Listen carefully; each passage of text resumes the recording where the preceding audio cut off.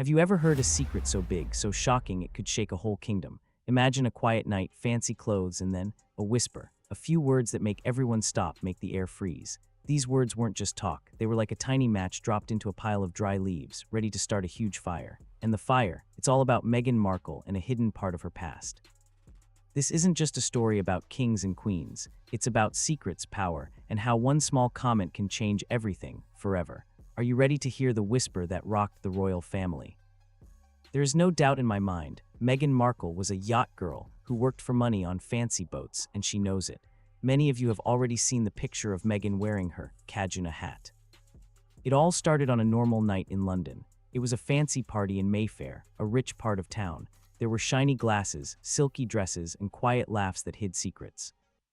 Everything happened because of Fergie. In that dimly lit room, Sarah Ferguson, who is a duchess, leaned over a table and said something that made everyone stop. She said, "Let's just say Meghan was Andrew's first client." The air felt cold. Someone dropped a fork. For a moment, no one moved. Meghan Markle was introduced to Prince Harry by Sarah Ferguson. Everyone at the party knew what those words meant and the big trouble they could cause. In just a few hours, the secret whisper left the party room and quickly spread through the palace. The person said Miss Markle was a close friend to Prince Andrew. By the next morning, Buckingham Palace was in a panic. It wasn't on fire with real flames, but with worry. Phones rang all night. Helpers whispered behind closed doors. Prince Harry, who was far away in Montecito, was said to be very angry and confused. Just one sentence, 7 words, and suddenly the whole royal family was holding its breath, waiting to see what would happen. Meghan Markle was introduced to Sarah Ferguson by Marcus Anderson. To understand why that whisper caused so much trouble, you need to know who said it. Sarah Ferguson is not just any duchess. She's a royal survivor, a woman who has gotten into trouble and then bounced back many times. From the wild stories about her in newspapers in the 1990s to her money problems, Fergie has always lived close to being thrown out of the royal family. Every time the palace tried to push her away, she found a way back in, smiling, charming, and acting like nothing bad ever happened. She knows the royal game better than anyone because she's played it longer than anyone. So when this woman, a duchess who has been silenced and then brought back into favor again and again, says something that connects Meghan Markle to Prince Andrew, people pay attention. People say she started working on yachts a long time ago and never really stopped. I don't think any of her boyfriends knew about it, but Meghan Markle was known for being a very serious party person on yachts, ready for anything.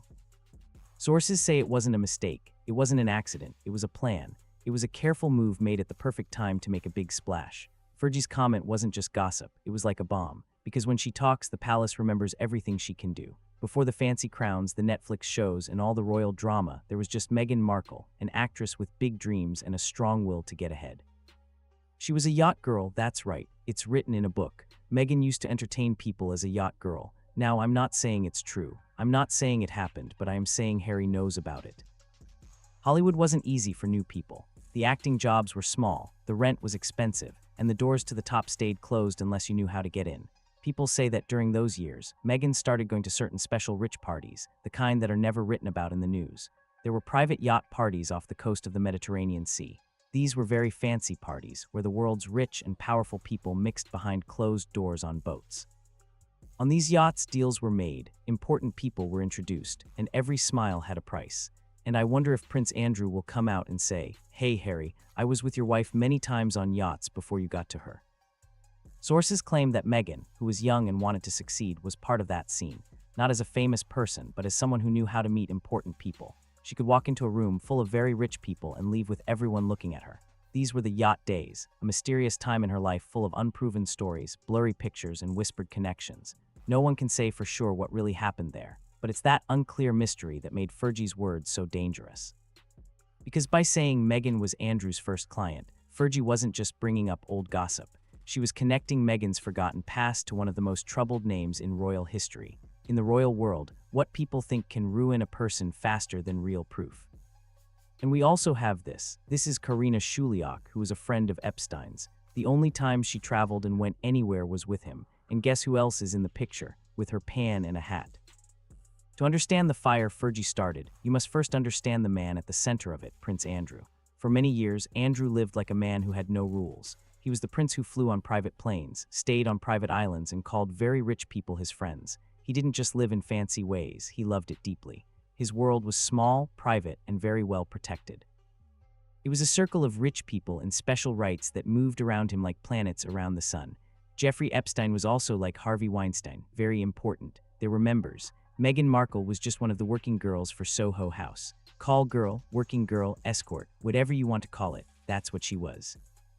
There were the yachts, big shiny white boats floating in the Mediterranean Sea, where expensive bubbly drinks never stopped flowing and the guest lists were always secret. Powerful businessmen, rich socialites, models, and young actresses would come onto these boats. Everyone was looking for something. Everyone was playing a part. According to people who knew that world well, Prince Andrew liked being the most important person there. He was the host, the one who controlled who got in, the man who could open doors that others couldn't. And that's what made Fergie's comment, Meghan was Andrew's first client, so explosive. Because it didn't just hint at gossip. It suggested that years before she ever met Prince Harry, Meghan Markle had already entered Andrew's special group, a world made bad by trouble, secrets, and the ghosts of Jeffrey Epstein's dark empire. Prince Andrew, have you noticed how he completely avoids looking at Meghan Markle when she's around him, or when she was around him? For Buckingham Palace, that connection, even as a whisper, was dangerous. One scandal was bad enough, but two scandals connected together could bring down the royal family completely. But how did Meghan even get into that world? How did a TV actress from Los Angeles end up knowing princes and duchesses? The answer, sources say, might be found with a man named Marcus Anderson. Marcus wasn't a royal, but he was almost as powerful. He was a connector. He worked with Soho House, a private club where rich and famous people met away from cameras. If you wanted to meet someone important, like a movie producer, a politician, or a prince, Marcus could make it happen. People say it was Marcus who introduced Meghan to Sarah Ferguson. A simple introduction, maybe over a glass of champagne at a Soho House party, but it changed everything. From that moment on, Meghan's name started appearing on party lists that once seemed impossible to get on. She spent time with people who were only a little bit away from having royal blood. And even though no one could have guessed it then, that introduction would one day lead her straight to Prince Harry himself. And here we have Andrew with someone who looks like Marcus Anderson. This is in 2001, when Meghan Markle would have supposedly been in her third year. Meghan Markle barely spent any time at Northwestern University. But when Fergie later said those 7 words, Meghan was Andrew's first client, it was Marcus's quiet connections that made the story believable. Because if those social links really existed, it meant Meghan didn't just accidentally become royal. She had, whether she knew it or not, been walking that path for years. But why would Fergie say something like that now? What did she get by dragging Meghan's name into Andrew's bad past? Some people believe it was revenge, a quiet, cold revenge for the years she spent on the outside, while Meghan enjoyed the royal attention Fergie never got.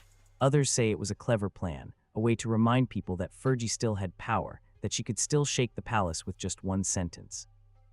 But there's another idea whispered among people who know the royals, that she might have been trying to protect Andrew. By connecting Meghan's name to his, she changed the focus, creating a new scandal to make people forget the old one. Whatever her reason, one thing was clear. Fergie knew exactly what she was doing. Her whole life has been a dance between telling secrets and causing trouble. And this time she wasn't just making a mistake, she was in charge. Every word she said was like a piece of bread leading the world deeper into a confusing path that the palace could no longer control. And I know what you're going to say. Maybe it was just that one trip. No, there were quite a few trips. There are actually quite a lot of pictures about them. There are 2 pictures that leaked. While the palace tried hard to keep its good image, the problems inside Harry and Meghan's home in Montecito were growing fast. People close to Harry say he was very angry, feeling both rage and shock. Not only had his wife's name been connected to his disgraced uncle, but the person who said it was someone from his own family. She had been a deal or no deal girl. She was calling herself a model and she was starring in a show called Suits. She used to charge almost $30,000 per trip, which is why she was making good money. It wasn't from Suits, it was from her yachting trips. Meghan, during this time, became quiet. No interviews, no events, no public appearances. Her team reportedly canceled all public plans, waiting for the story to disappear. But instead, it grew bigger, because silence can sometimes sound louder than words. Behind the scenes, lawyers talked about what they could do, but the royal rules made it hard.